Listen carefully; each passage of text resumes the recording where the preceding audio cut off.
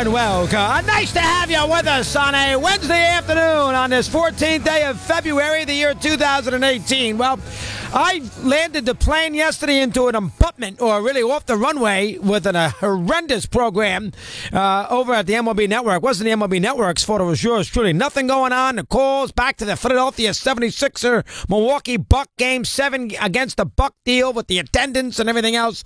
So I'll take the hit today. Yesterday. So today I was all ready to go, and I got Eddie Erickson running the board. Warren Gross, of course, will take care of the program today, but I got Eddie running the board. Eddie's still learning the old days with Mike. This is different, and Eddie screws up our famous open with the Radio Nowhere, and basically plays The Price You Pay when I'm about to sing and get it going here for the and good afternoon, everybody. Anyway, welcome. Good to have you with us on this busy afternoon as we begin a broadcast day here on Sirius XM 82. The great Sirius XM 82 will take you until 6 o'clock Eastern, 3 o'clock in the West. Christopher Russo along the way. Billy Z and Steve Torrey a little later on. Colin Schmeling still under the weather as we chat to you at 888 Mad Dog 6. Well, I know Steve, one of those days for him. I wish he'd do more of it, because I think when he gets off the beaten path, a la youth baseball with Kyle with 210 over there at Fox Lane, he seems to do better than when he goes out there and he tries to break down the Cavaliers and Thunder. So today he broke down Valentine's Day with the missus, and that was fun. Riveting, and from that perspective. Now, it's funny, Valentine's Day, here's what I think about. Well, let me give you a positive first. Okay, I'll give you a positive on Valentine's Day. You're married 21, 22 years. Who cares about Valentine's? That's the first. But anyway, let me give you a positive. I might get a few flowers for the lovely Jeannie. I don't buy the gifts. Hopefully she's listening right now, bouncing around Connecticut. But, by the way, she does not drive a Mercedes, so give her credit. But anyway, to make a long story short, I woke up this morning and she had a little package on the kitchen table. I said, geez, what is this? And I went to go do a little workout, and she ran out and took kids to school and everything else. And I came back, and she said, you're going to like this. And during the Australian Open, I said, look at that outfit by Federer. So lo and behold, I open up the package, and she says, you're going to like it. And what is it? The exact Federer shirt that he wore. Remember, he changes his attire every major tournament because he's got that clothes designer, and then he sells it and he makes $1 million. And he's got enough suckers like yours truly. If you watch him this week in Rotterdam, I'm sure he's wearing something different. So he has this non-collar, white, beautiful stripe across the middle shirt for tennis. And, most clubs in Connecticut, you got to wear 90% white. And this one, you can wear 90% white. It's weird. We treat it like Wimbledon. Every tournament, you can wear any color you want, but some clubs are different. It's stayed and you can't. Anyway, so I open up the thing, and it's the same exact shirt that Federer has. I said, honey, what a great gift, which made me feel guilty on this Valentine's Day, because we're going away in 10 days, and you know what the goal is when you go away, just the wife and yourself. The goal is when you go away is don't talk to each other. That's the goal.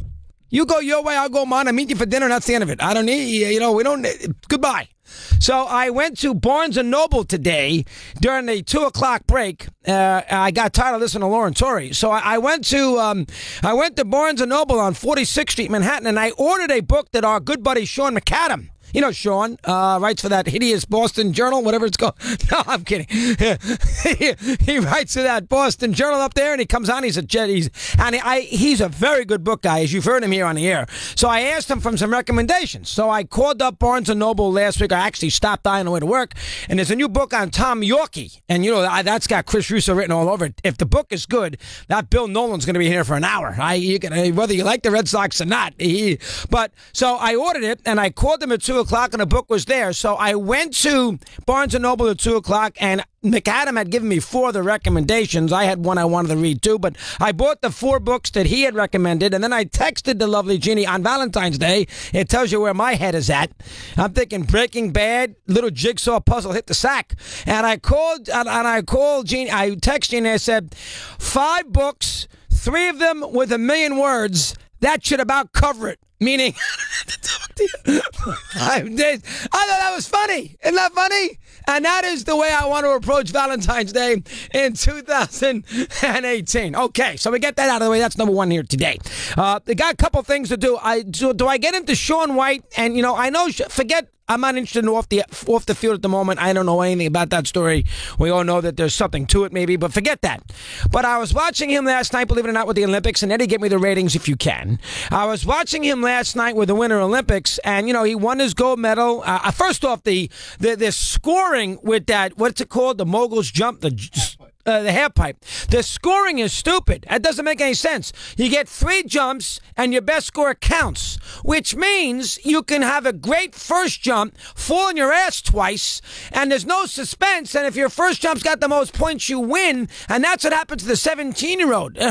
She had won the gold medal prior to her last jump. So it took all the suspense out. That's a ridiculous way to score. Everybody says I have no passion for this. Tom in Philadelphia, that's you? Yes, I do have passion. That's a stupid way to do it. Do an aggregate score. Put some pressure on every single jump, so they got to treat it importantly every jump. Now, I know they don't want to do that necessarily because that might take away from the acrobatic aspect of it, and they don't want to get conservative with these half pipes. They want everybody to go crazy. But from a standpoint of putting together 3 good jumps, there's a little strategy involved.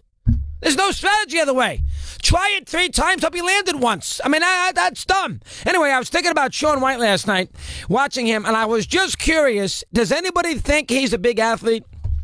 Is he a circus act and an acrobat, or is he an athlete? I don't know. Could he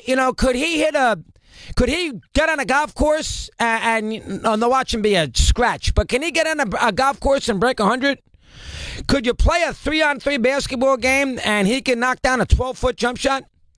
Could he play a decent game of doubles in tennis? Could he hit a baseball that was thrown at him at 65 miles an hour? I mean, that's what we know he can skate, but that's what I was thinking about last night. I mean, he's almost an acrobat more so than a athlete. So I want to throw that out there to get you going today. That's the third thing. And then the fourth thing, I did not like, and let me address this because Eddie says it's a good idea, so what the heck. Let me address this. Yesterday I was over at the MLB Network, and because I had to do a couple little things. I did it because I hate to do the radio show there, but I had to do it. It's part of the deal. So I did a couple shows, and, sometimes it's tricky on these 15-minute monologues on baseball in the middle of February to make something happen. But yesterday was Aaron Boone's first day sort of officially as the Yankee manager, and Boone had a press conference. It was at noon. It was televised, and Boone did his thing, and I went out there, and since he talked and I was on at 1, we figured we'd do the Yankees, and it was almost a throwaway line, but I said, based on the fact that the Yankees played Game 7 last year with Girardi and lost in Game 7 by a hair. Well, really lost Game 6 by a hair when they got beat badly in Game 7, but you get the idea. They lost that series by a hair. I thought it was very significant and very important this year that the Yankees go out there to support what Cashman did and make sure they, this time, win the American League pennant and get to a World Series and not be stopped by a sliver in a Game 6 and a 7 up 3-2 on the road. And I do that, and I've said that almost because I've been anti the move by the Yankees firing Girardi, and I did it, a lot of it because of money. I've said 1,000 times, Boone's making $4 million for 3 years, and Girardi was due to make about $20 million for 4 years. So you do the math, and this is the Yankee team that wants to get under the luxury tax. Managers don't count, but you get the idea. And so I've been on that, and I kind of joked around a little bit. Maybe Boone will have to call Cashman Game 3 of the ALDS next year to wonder if he can take out a pitcher and bring in a bullpen guy. So I took a shot at the Yankees too, but I took a shot. I said, you know what? The Yankees are the favorite, and they should win the American League pennant. It was a throwaway line. I didn't think too much of it. And so I'm driving around. I am on the way home, and I find out that Verlander is, I guess he saw it, the 6 people, nobody watches that stupid thing anyway, but the 6 people will watch it, and, he's sitting there in spring training and, down in West Palm Beach, bored out of his gourd, 12 o'clock, he's done his stretching exercise and thrown his 7 pitchers in the bullpen, so he goes out there and he says, what's the dope have to say today? So they flip me on, and there I go, and then Verlander responded, and listen, I'll take all the publicity I can get, don't get me wrong, we are on Sirius, but from the perspective of I was shocked by this reaction. So Verlander, we have the cut. We'll play it for you in a second. So Verlander, I guess today, now maybe he did it to fire up his own team, get away from the hangover which plagued the Cubs in 2017 out of the gate. And maybe this is a little message for Verlander, who is the only reason why Houston won that series against the Yankees anyway, which I made clear a million times. The only reason. Now, the Game 6, he saved them. Game 2, he saved them. He was magnificent. And without Verlander, Houston's down in 6 games because they were rattled at Yankee Stadium. A word I used in more than one occasion. I mean, they were terrible.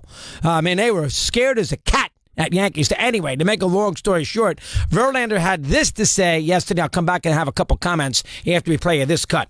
Everybody's got to say stuff to get views or get likes or get whatever. But obviously I think we're the team to beat. But I don't really care whose opinion, especially people that don't play. There's more to it than that, but I mean, Eddie cut it off. That's poorly edited. But the two things in there. First off, I'll do the first one first. I mean, we've been making predictions. Everybody in the media for 100 years, for crying out loud. Red Smith, Dave Anderson, Dick Young. I mean, I'll just give you New York guys. Historic broadcasters and newspaper people who have covered baseball who are in the Hall of Fame. I mean, forever and ever and ever. I mean, Red Smith's one of the all-time greats as a Lupica, great writer. I give you a million of them. Harvey Howard, I give you a million of them. I mean, Harvey Howard's another one who's in the Hall of Fame. I mean, this is what media guys do. That's the first thing. So the idea that, we didn't play the game, so how dare we make a prediction? Oh, come on, calm down. What do you mean didn't play the game? I hate that when I hear that dude didn't play the game. It's a prediction, for crying out loud. Now, whether he did it to fire up his team, I don't know, but I hate when athletes give you that nonsense. Well, you didn't play the game. What does he know? What do you mean, what does he know? I've been following it for 50 years, for crying out loud. Does that mean a guy who sees a movie and writes about it critically, he can't talk about the movie because he never acted? How about that? Or a guy who talks about the presidency can't comment on it because he was never the president? How about that? I mean, you can use that for any walk of life. Doesn't have to be just sports. I mean, goodness. But the thing that really bothered me is the first line. Eddie, play it for him again here. The first statement by Verlander. Listen to this. Everybody's got to say stuff to get views or get likes or get whatever. But obviously I think we're the team to beat. Get views and get likes. What, are you kidding me? The last thing, and I have 9 million people tell you this, the last person in America who knows anything about getting views and getting likes is me.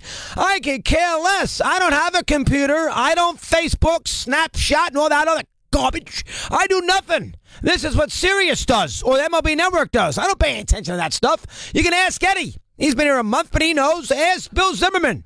I wouldn't have SoundCloud, all this nonsense, Twitter, I wouldn't know anything about it. I pay no attention to it. And the other thing is, listen, to be fair, you know what? I don't want to toot my own horn, but what the hell?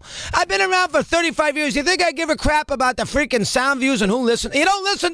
I'll do the show by myself for 3 hours every day or 4. I mean, I could talk forever. Gift of the gab, baby. I mean, I don't get that. Get views. I'm not looking to get views. What are you, nuts? I'm not going to get through 15 minutes of a monologue on a February 13th for 1 o'clock on a network that nobody watches. I mean, except you. I mean, that's what I'm looking to do here. Gee whiz. Get views. Get hits. What hits? I'm trying to get to 6 o'clock, get on the plane and read Yorkie. I'll get on the train and read Yorkie. I'm not looking to do that. I got a New Canaan St. Joe's score tonight in hoops with the great Melzer. I'm mad at him. That's what I'm interested in. Jeez. So, Valentine's Day. Shaun White. Verlander. Anything else I missed at the top of the hour today? Well, what did I start with? You with the Springsteen thing. Anything else? That disaster? We hit them all. The Cavs did a nice job last night. I need 20, by the way. I got them 54. They got to go 20-6. You know what? Not impossible. Knicks twice, Nets twice, Phoenix twice, Lakers, Memphis, Dallas. Not impossible. 18 after the hour. Your calls in a sec. Mad Dog on